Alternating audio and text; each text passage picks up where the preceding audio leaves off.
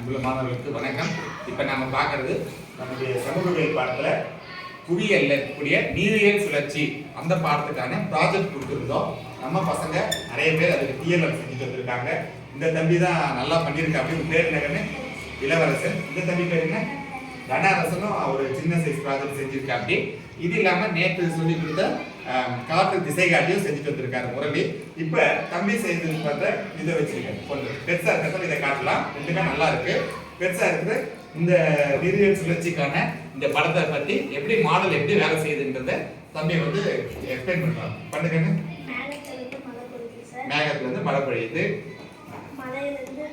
மலை மேல மழை பெய்யுது. மலை மேல மழை பொழியுது. சரி, ஆறுல வந்து சேருது.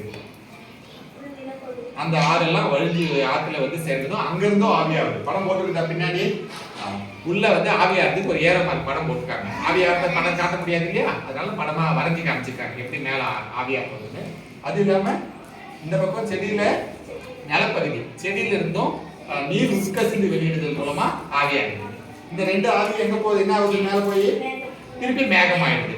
மேகத்துல திருப்பியும் ஈரப்பதம் அதிகமாக இருந்து நடக்கும்போது மழை பொழியுது. மழை பொழிஞ்சு திருப்பி மலை மேலேயும் நிலத்திலையும் விழும். திருப்பி அதெல்லாமும் ஆறு குளத்துல வந்து சேருது. சரியா, கிட்ட வந்து காமிக்கிறீங்க.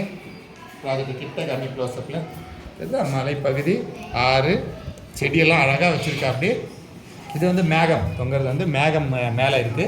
இது ஆவியாகி நீர்த்துளியாக வந்து சேருது. சரியா, ஓகே, நல்லா பண்ணியிருக்கா. அப்படியா எல்லாரும் கைதட்டலாமா தம்பி?